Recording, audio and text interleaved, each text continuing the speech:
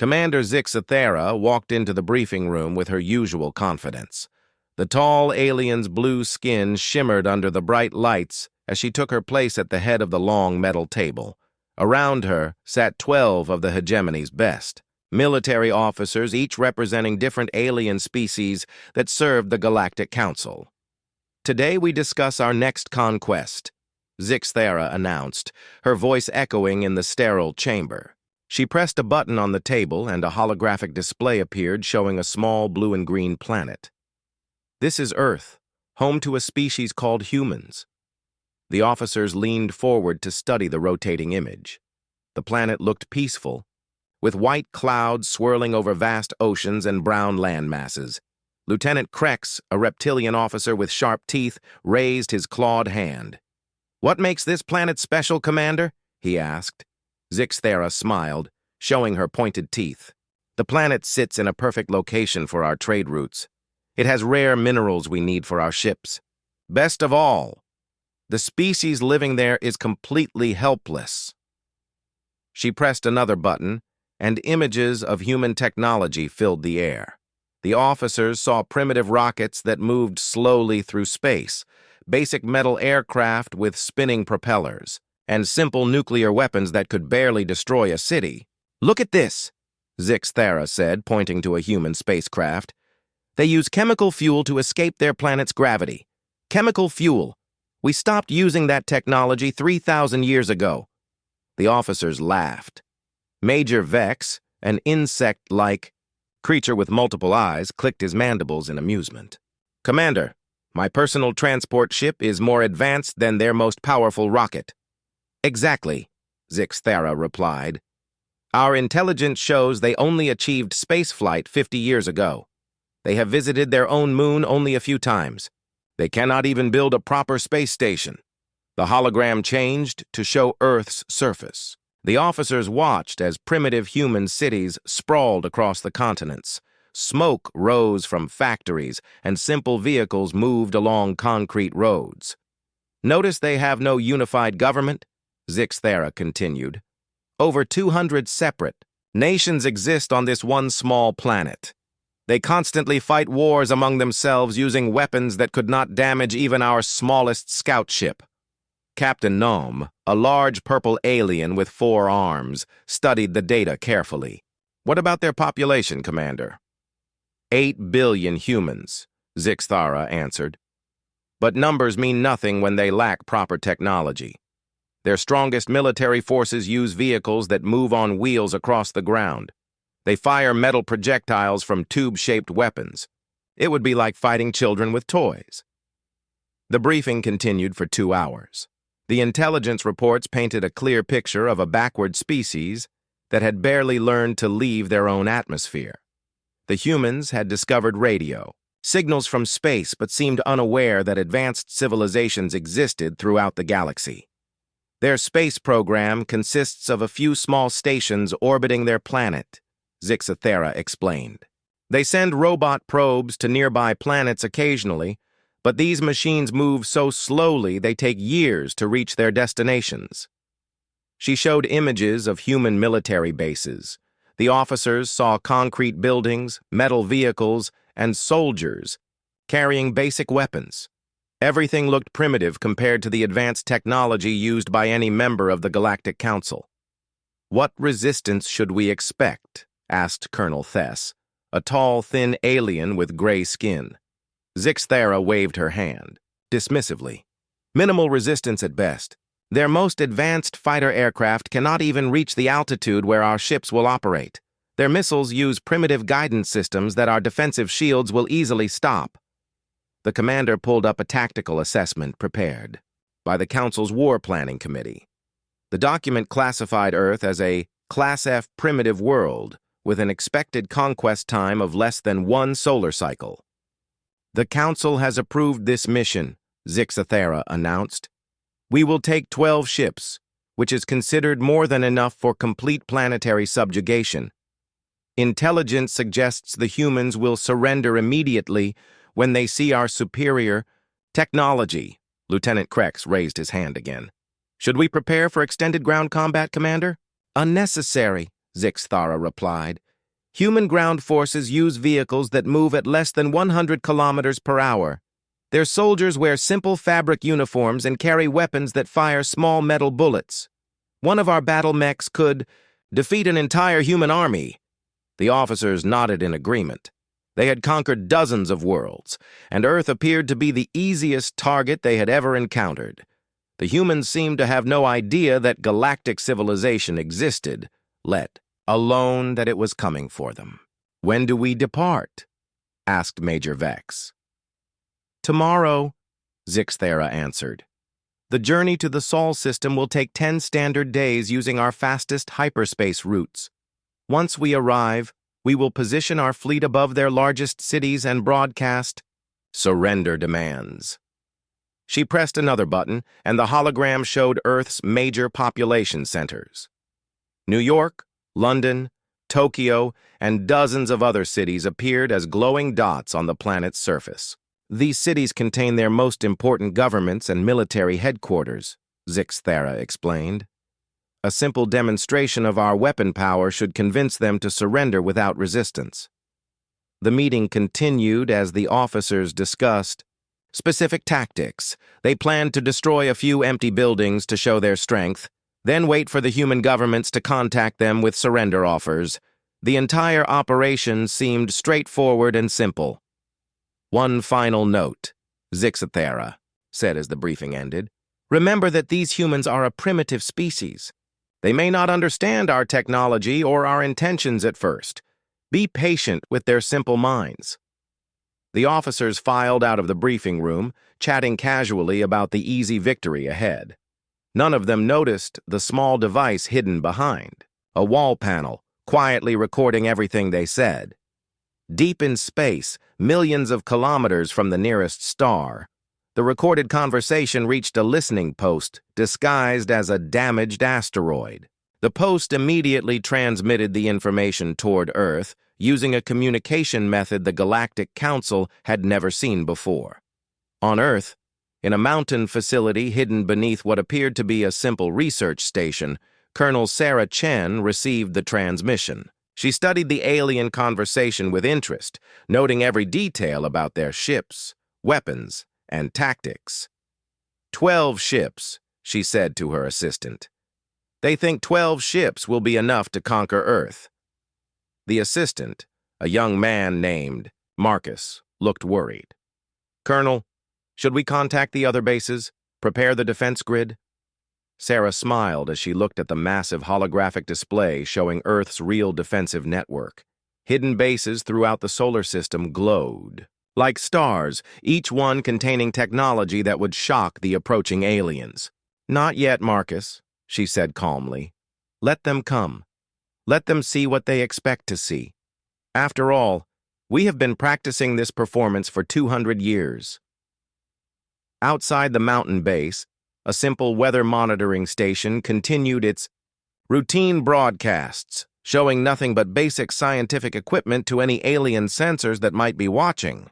The deception that had protected Earth for centuries remained perfect. Far above, in orbit, what appeared to be a primitive communications satellite adjusted its position slightly. To alien eyes, it looked like a simple metal box with basic solar panels. In reality, it was one of thousands of advanced weapon platforms waiting for the right moment to reveal themselves. The humans knew the aliens were coming. They had been ready for a very long time. The hegemony fleet dropped out of hyperspace at the edge of Earth's solar system exactly as planned. Commander Zixthera stood on the bridge of her flagship, watching the blue planet grow larger on the main viewing screen. Everything looked exactly as the intelligence reports had described. "Sensors show primitive satellites in orbit around the planet," reported Lieutenant Krex from his station. "Basic communication arrays and what appears to be a small space station, nothing that could threaten our ships." Zixthera nodded with satisfaction. "Begin approach to the planet. Maintain standard formation. Scan for any signs of advanced technology. The 12 ships moved toward Earth in perfect military formation. Each vessel was 3 kilometers long and armed with weapons that could destroy entire cities. The gray metal hulls gleamed in the sunlight as they passed the orbit of Earth's moon. "Commander," called Major Vex from the communication station, "I am detecting radio transmissions from the planet. Simple electromagnetic signals, exactly what we expected from a primitive species." "Any signs they have detected our arrival?" Zixthara asked. "Negative, Commander. Their signals show normal civilian traffic, no military alerts or emergency broadcasts." The fleet continued its approach, passing several small human satellites. The alien sensors showed these devices were exactly what they appeared to be: basic metal boxes with simple electronic equipment. Nothing suggested the humans possessed any advanced technology. "Entering the planet's atmosphere," announced the navigation officer. "Altitude, 50,000 meters and descending." Through the viewing screen, Zixthara could see Earth's surface clearly now. Cities sprawled across the continents, connected by roads and railways. Primitive aircraft moved slowly through the lower atmosphere, leaving white trails behind them. "Perfect," she murmured. "Begin broadcasting surrender demands on all human communication frequencies." The message went out in dozens of human languages, translated by the ship's computer systems. The standard Galactic Council Conquest Protocol demanded immediate surrender from all planetary governments and military forces. For several minutes, nothing happened. The human radio channels continued their normal transmissions: news broadcasts, entertainment programs, and civilian communications. Then, suddenly, all the channels went silent at once. "Commander," Major Vex reported, his mandibles clicking with concern, "I am receiving a response from the planet." "Excellent. Put it on the main speakers." A clear human voice filled the bridge, speaking in what the translator identified as English. "Unknown vessels. This is Earth Defense Command. You have entered sovereign human space without permission. You have 30 seconds to reverse course and leave our system. This is your only warning." The bridge fell silent. Then Zixthara began to laugh, a harsh sound that echoed through the ship. "Earth Defense Command?" she said between laughs. "They have a defense command? How amusing. Lieutenant Krex, what do our sensors show about their military response?" "Several primitive aircraft approaching our position, Commander. Propeller-driven fighters and basic jet aircraft. They appear to be moving at maximum speed, but they cannot possibly reach our altitude." Zixthara looked at the small dots on her tactical display. The human aircraft looked like insects compared to her massive warships. "Open a channel to the humans," she ordered. "Let me speak to this defense command personally." The communication link activated, and Zixthara addressed the planet below. "Humans of Earth, I am Commander Zixthara of the Galactic Hegemony. Your primitive world has been selected for incorporation into our empire. Surrender now, and your people will be treated fairly. Resist, and your cities will be destroyed." The response came immediately. "Commander Zixthara, this is Colonel Sarah Chen of Earth Defense Command. You were warned to leave. You chose not to listen." Zixthara's smile faded slightly. The human's voice was calm and confident, showing no fear at all. "Colonel Chen," Zixthara replied, "perhaps you do not understand. My ships carry weapons that can destroy your entire planet. Your primitive aircraft cannot even reach us." "I understand perfectly," Sarah answered. "You have 15 seconds to begin your withdrawal." The alien commander's patience finally snapped. "You dare to threaten me? Lieutenant Krex, target that abandoned military facility on the northern continent. Show these humans what real power looks like." "Target acquired, Commander. Firing main plasma cannon." A brilliant beam of blue energy lanced down from the flagship, striking an old concrete bunker in what the humans called Alaska. The weapon carried enough power to vaporize a mountain. The energy beam hit its target and vanished completely. "What?" Zixthara stared at her tactical display in confusion. "Lieutenant, did you miss the target?" "Negative, Commander. Direct hit confirmed." "The energy was absorbed somehow." On the screen, the concrete bunker remained completely undamaged. Worse, a faint blue glow was beginning to spread across its surface. "Fire again," Zixthera ordered. "Full power this time." The second blast was 3 times stronger than the first. It struck the same target and disappeared just as completely. The blue glow around the bunker grew brighter. "Commander," Lieutenant Krex's voice was tight with concern. "The human aircraft have reached our altitude." Zixthera spun toward the tactical display. The primitive propeller aircraft she had seen before were indeed approaching her fleet. But something was wrong with the sensor readings. "Those aircraft, they are moving at impossible speeds," she whispered. As she watched, the human fighters suddenly changed. Their propeller engines shut down and new systems activated. Blue fire erupted from their rear sections, and they accelerated to velocities that should have torn them apart. "Weapons lock detected!" shouted Major Vex. "The human aircraft are targeting our ships." "Impossible," Zixthera said. "They cannot possibly have weapons that could penetrate our shields." The human fighters opened fire. Streams of golden energy erupted from weapons that had been completely hidden inside what appeared to be primitive aircraft. The energy beams struck the nearest hegemony ship and punched straight through its defensive shields, as if they did not exist. Explosions ripped through the alien vessel's hull. Atmosphere vented into space as the ship began to tumble out of control. "All ships, evasive maneuvers!" Zixthera screamed. "Return fire immediately!" The hegemony fleet scattered, their massive weapons turning toward the small human fighters. Plasma cannons and particle beams filled the space around Earth with deadly energy.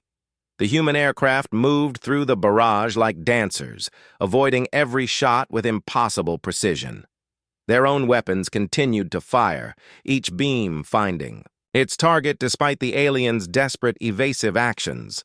A second hegemony ship exploded, then a third. "Commander!" Lieutenant Krex's voice was filled with panic. "Our weapons cannot lock onto the human craft. They are moving in patterns our computers cannot predict." Through the viewing screen, Zixthera watched her mighty fleet being torn apart by what she had thought were primitive flying machines. The human fighters moved with a grace and speed that defied every law of physics she knew. "Retreat!" she finally ordered. "All ships, emergency withdrawal to the outer system." As her surviving ships turned away from Earth, Zixthera heard Colonel Chen's voice on the communication channel one last time. "Commander, you were warned. Next time you might want to listen." The hegemony fleet limped away from Earth, their confidence shattered. Behind them, the small blue planet continued to orbit peacefully, looking exactly as primitive and defenseless as it had when they arrived. But Zixthera now knew the truth. Everything they had believed about humanity was a lie. Commander Zixthera's surviving ships had barely reached the outer edge of Earth's solar system when her worst fears began to come true. What had started as a simple conquest mission was becoming the most terrifying experience of her military career. "Commander," Lieutenant Krex called from his damaged sensor station. "I am detecting massive energy signatures throughout the system. Objects that appeared to be asteroids and research stations are changing." On the main viewing screen, Zixthera watched in horror as the solar system transformed before her eyes. What she had thought were simple space rocks began to unfold, like metal flowers, revealing themselves as enormous weapon platforms bristling with technology far beyond anything the Galactic Council possessed. The largest shock came from Earth's moon. The gray surface that had looked so familiar suddenly split open in perfect geometric lines. Sections of the lunar surface folded back like armor plating, exposing a massive military installation that had been hidden beneath a false exterior. "By the void," whispered Major Vex, his multiple eyes wide with terror. "The entire moon is artificial. It is not a natural satellite at all." Weapon batteries the size of cities emerged from the moon's hidden interior. Each gun was larger than Zixthera's entire flagship. Energy readings from the lunar base showed power levels that could supply electricity to a dozen worlds. But the moon was only the beginning. Throughout the solar system, hidden bases revealed themselves. Behind Jupiter's largest moons, inside, the rings of Saturn, even within the burning corona of the sun itself, human military installations activated and came online. "Impossible," Zixthera muttered. "How did they hide all of this from our sensors?" Her answer came from an unexpected source. The communication channel activated, and Colonel Sarah Chen's voice filled the bridge once again. "Commander Zixthera, this is Earth Defense Command. I think we need to have a proper conversation." A holographic image appeared above the bridge's main console. The human woman who materialized was younger than Zixthara had expected, with short brown hair and calm eyes that seemed to see everything. "I am Dr. Sarah Chen, Chief Defense Coordinator for the Sol Defense Network," the human said. "I believe you are somewhat surprised by recent developments." "How?" Zixthera managed to ask. "Our intelligence showed you were a primitive species. Chemical rockets, basic nuclear weapons, Stone Age technology." Sarah smiled, and Zixthera noticed it was not a cruel expression. If anything, the human looked almost sad. "Commander, humanity has been aware of galactic civilization for over 200 years, Sarah explained.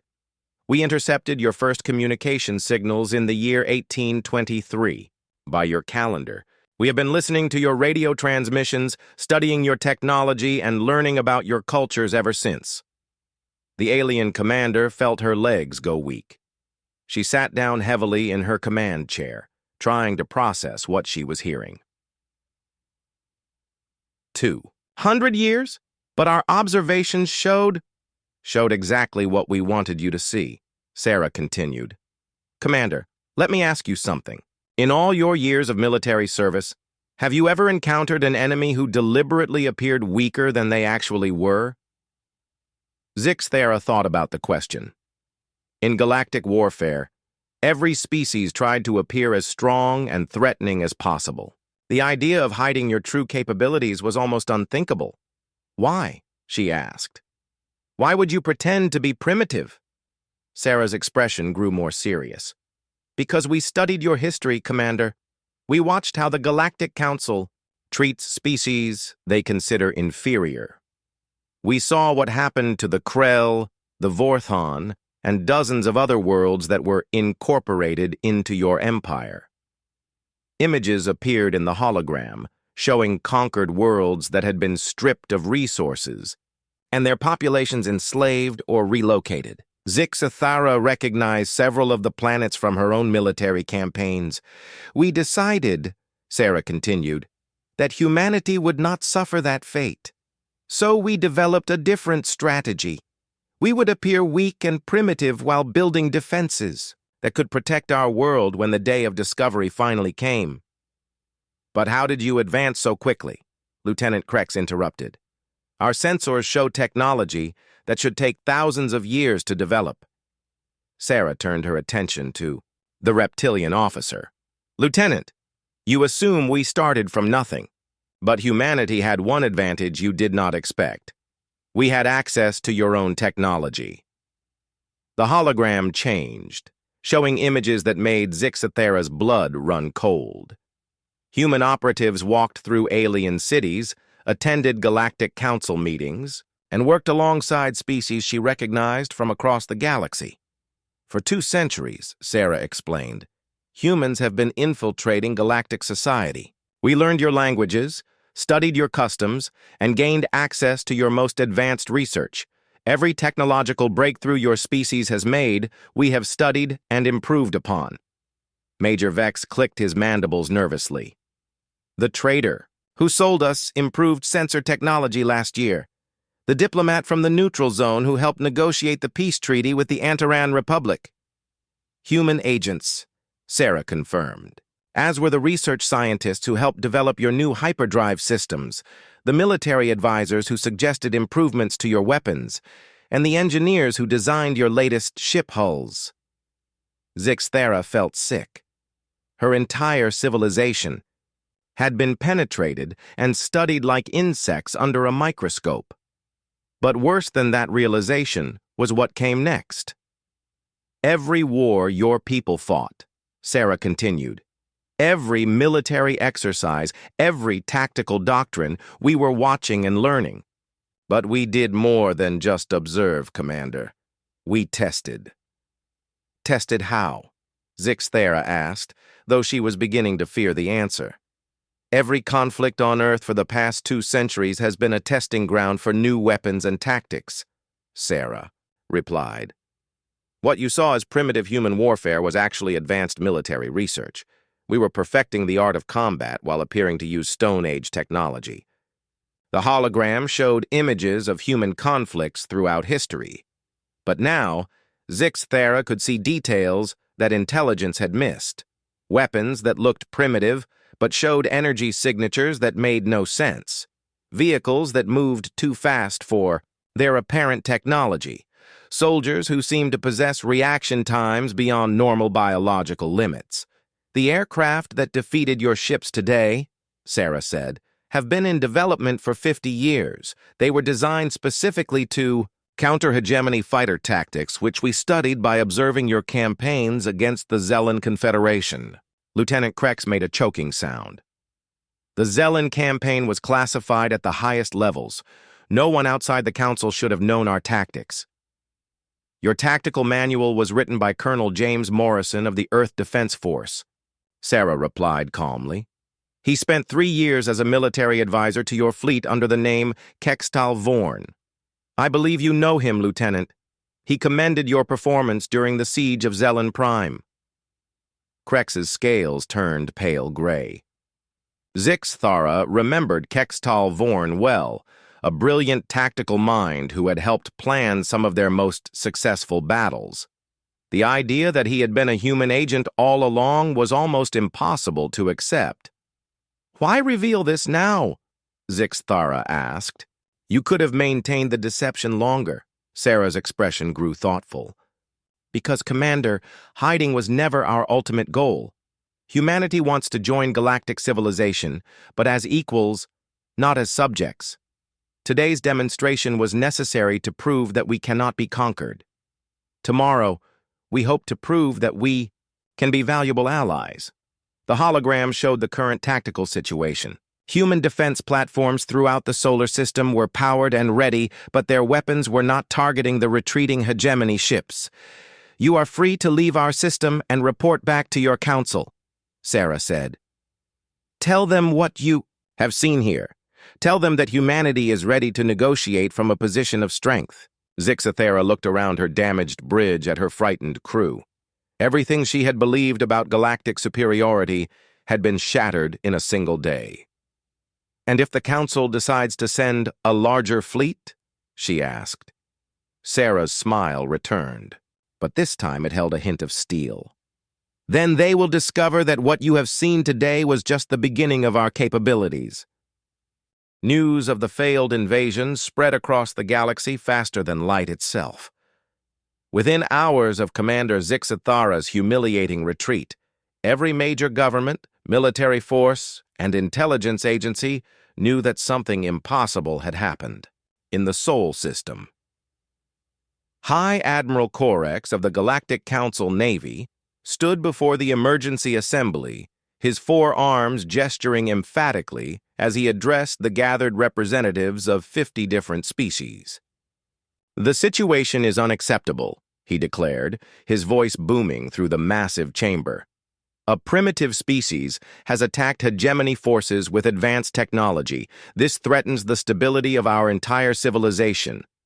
The assembly hall buzzed with nervous conversation. Representatives from across the galaxy had gathered on the Council's homeworld within hours of receiving Zixthara's initial report. Many still could not believe what they were hearing. High Admiral, called Ambassador Tex from the Antaran Republic, are we certain these reports are accurate? The technology described seems impossible for such a young species. I have reviewed Commander Zixthera's sensor logs personally, Corex replied. The evidence is undeniable. The humans possess military capabilities that exceed our own in several key areas. In the lower galleries, Agent Kelmoth of Council Intelligence sat, quietly, working on his personal data tablet. While the politicians argued about military responses, he was conducting the most important investigation of his career. The revelation about human infiltration had sent shockwaves through every intelligence service in the galaxy. If humans had really been operating undercover for 2 centuries, the security implications were staggering. Kelmoth's tablet chimed softly as another search completed. His worst fears were being confirmed with each query. Personnel records that had seemed perfectly normal now showed suspicious patterns when examined closely. Ambassador Chen from the neutral trading zone, he muttered, reading one file. Supposedly, from the Kepler system, but genetic analysis was never completed.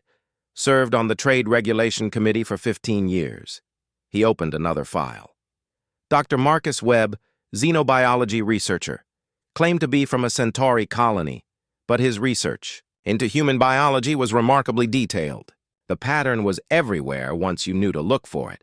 Humans had been present at every level of galactic society, often in positions that gave them access to classified information about military technology, government policies, and strategic planning. Back in the main chamber, High Admiral Corex was outlining his response to the human threat. "I am requesting authorization to assemble the largest military force in galactic history," he announced. 5,000 ships from every member species. We will surround the Sol system and demand unconditional surrender.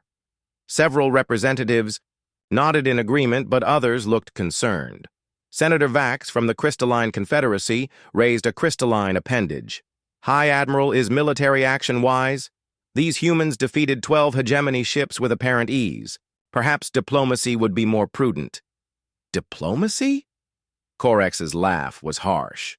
"Senator, these creatures have been spying on us for centuries. They have infiltrated our governments, stolen our technology, and now they dare to attack our forces. Military action is the only response they will understand." Kelmoth continued his investigation, his growing alarm reflected in his rapidly changing skin color. The more he searched, the more human agents he found. They were everywhere: scientists, traders, diplomats, even military officers. He opened a file that made his heart stop beating for a moment. Colonel Harrison Barnes, Strategic Planning Advisor to the Council Navy, recommended the tactical doctrines used in the last 3 major campaigns. The realization hit him like a physical blow. If humans had been advising Council military forces, they knew every strategy, every weakness, every capability the galaxy possessed. The upcoming invasion would not be a surprise attack. It would be walking into a trap designed by people who knew exactly how galactic military forces operated. Kelmoth stood up quickly and made his way toward the chamber floor. He needed to warn the High Admiral before it was too late. Meanwhile, deep in the archives beneath the Council building, another shocking discovery was taking place. Researcher Nex Ali was investigating the source of several recent technological breakthroughs that had given Council forces significant advantages in their latest campaigns. "Computer, show me the origin of the plasma shield enhancement technology," she requested. The holographic display showed a chain of development that seemed normal at first glance. The technology had been developed by a research team on the industrial world of Vega Prime, led by a scientist named Dr. Elizabeth Morgan. But when Nexali dug deeper into Dr. Morgan's background, troubling details emerged.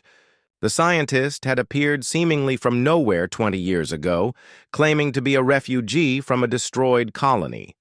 Her genetic records were incomplete, and her research into defensive technology had been remarkably innovative. Computer cross-reference. Dr. Elizabeth Morgan with other researchers who have made breakthrough discoveries in the past 50 years. The results were terrifying. Nearly every major technological advancement in the past half-century could be traced back to scientists, whose backgrounds were suspiciously vague. Weapons technology, shield systems, faster-than-light communication, even improvements to food production, all had been influenced by researchers who might not be who they claimed to be. Back in the assembly chamber, Kelmoth finally reached the floor just as High Admiral Corex was calling for a vote on the invasion proposal. "High Admiral!" Kelmoth called out. "I must speak with you immediately. The situation is far worse than we realized." Corex looked annoyed at the interruption. "Agent Kelmoth, this is not the time for intelligence briefings. We are about to authorize military action." "Sir, that is exactly why this cannot wait," Kelmoth insisted. "I have evidence that human infiltration goes far deeper than we suspected.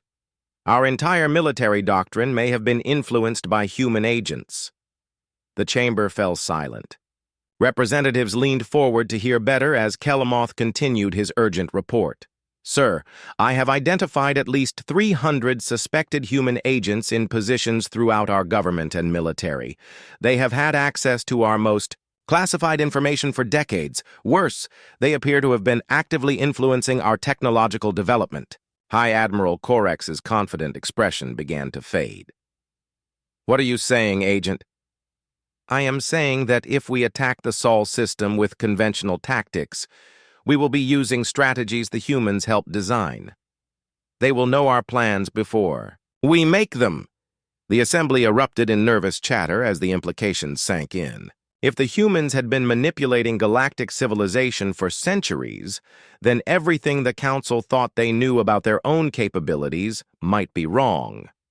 Ambassador Tex stood up, her voice shaking slightly. "Agent Kelmoth, are you suggesting that our recent military victories were achieved using technology provided by our enemies?" "I am suggesting exactly that, Ambassador. We have been studying human chess pieces while they studied the entire game board." High Admiral Corex sat down heavily in his chair. The massive invasion force he had been planning suddenly seemed like a very bad idea. "What do you recommend, Agent?" he asked. Kelmoth looked around the chamber at the worried faces of galactic leadership. "Sir, I recommend we reconsider our approach entirely. These humans appear to have been preparing for this confrontation for 2 centuries.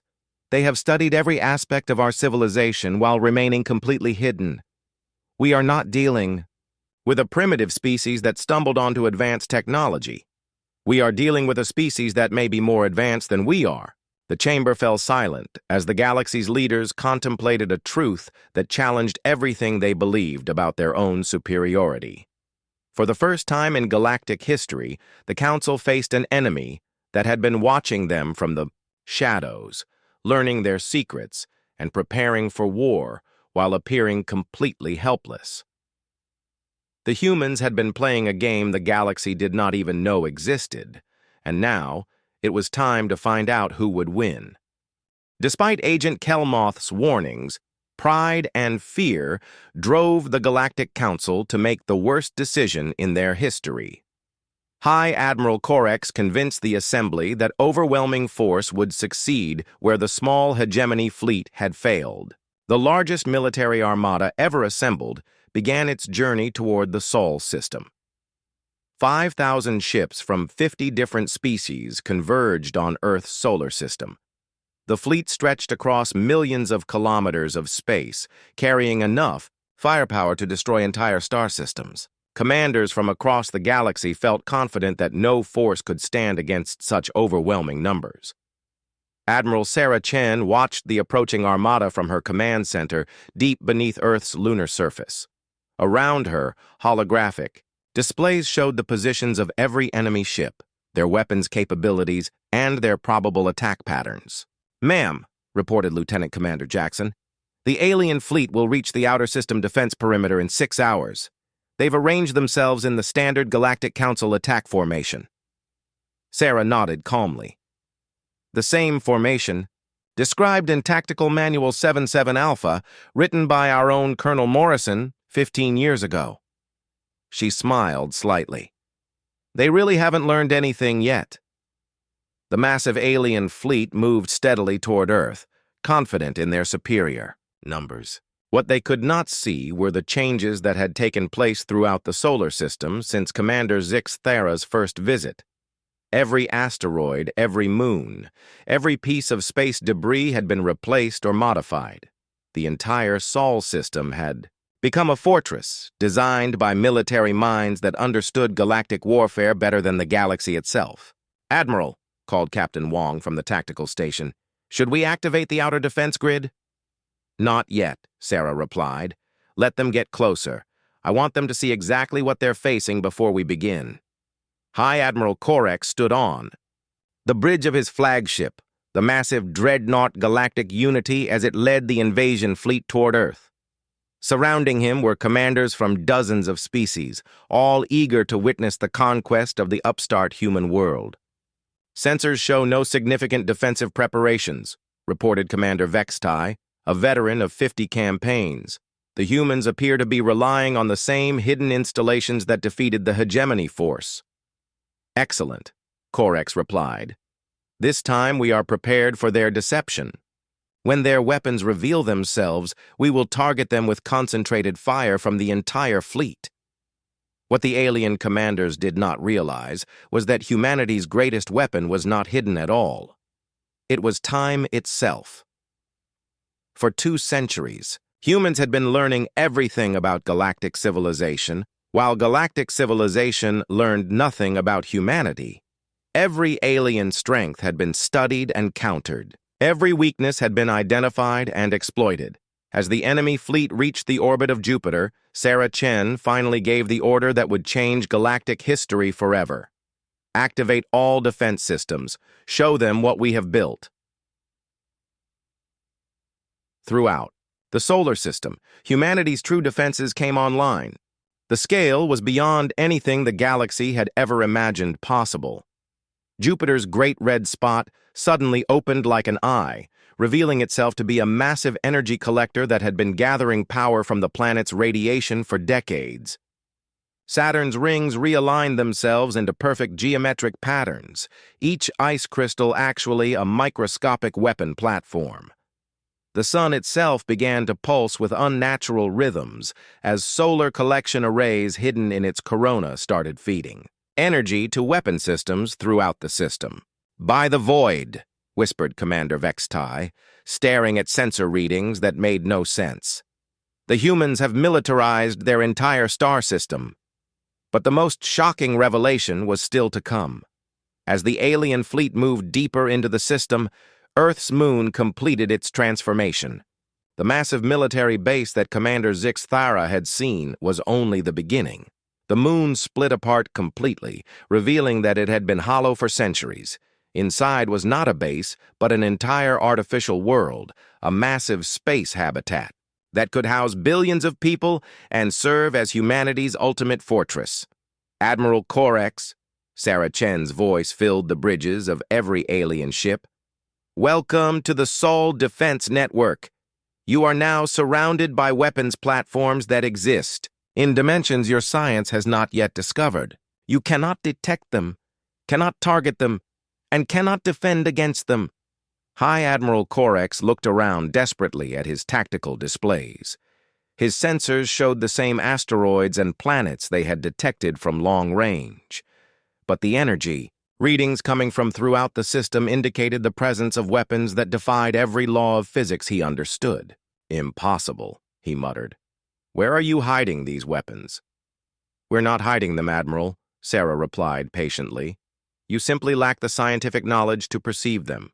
For example, the ship directly to your left is currently being targeted by a weapon that exists partially in subspace. The ship to your right is in the crosshairs of a quantum phase cannon that can ignore your shields completely." Around the Galactic Unity, other ships began reporting similar impossible sensor readings. Weapons were everywhere, but they existed, in ways that galactic science could not explain or counter.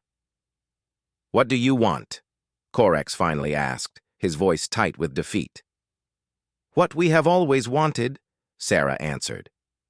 "A place at the galactic table as equals, not as subjects or conquerors. Admiral, humanity could have destroyed your entire fleet in the first minute of this encounter. We chose not to because we want to build something better than an empire based on conquest. The alien admiral looked around his bridge at officers who had never experienced defeat in their entire careers. The pride that had driven the galaxy for millennia was crumbling before his eyes. You could have destroyed us at any time, Admiral? Let me show you something, Sarah said gently. The holographic display on Corex's bridge activated, showing a view of his own fleet from outside. But this was not a normal tactical display. The image showed energy patterns and dimensional structures that revealed the true extent of humanity's defenses.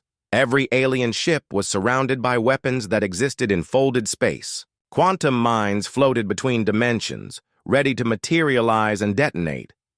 Energy nets made of crystallized time held the entire fleet in an invisible prison.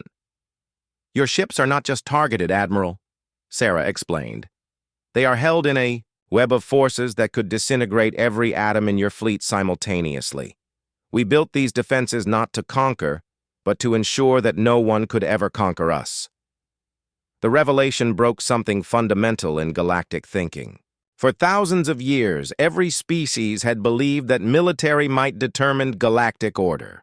The strong conquered the weak, and technology determined strength. But humanity had proven that intelligence could triumph over brute force, that patience could defeat aggression, and that defensive thinking could overcome offensive superiority. What happens now? Corex asked quietly. Now we negotiate, Sarah replied. Not as conquerors and conquered, but as equals who want to build a better future for all species. The talks that followed lasted for weeks. Representatives from across the galaxy came to Earth's orbital stations to witness the signing of what became known as the Soul Accords. For the first time in galactic history, a species had joined the community of worlds not through conquest or submission, but through demonstrated equality. Humanity shared selected defensive technologies with the galaxy, not as gifts but as trade agreements between equals. The Galactic Council was restructured to include human representatives, and new laws were established protecting the rights of all species. Commander Zix Thara, now serving as the first alien liaison officer to Earth, stood in Sarah Chen's office as they watched alien and human children playing together in Earth's orbital habitats.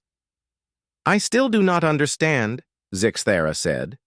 You could have conquered us all. Why did you choose peace? Sarah smiled as she watched a young human child teach an alien friend how to fly a kite in the station's artificial gravity. Because, Commander, we learned something from studying your history that your people never learned from living it. True strength is not the ability to destroy your enemies. True strength is the ability to turn your enemies into friends. Outside the station's windows, Earth continued its ancient orbit around the sun. But now it was no longer a hidden world pretending to be primitive. It was humanity's home and the center of a new kind of galactic civilization based on cooperation rather than conquest. The species that everyone had thought would be the easiest to defeat had become the foundation of galactic peace, and the galaxy was better for it.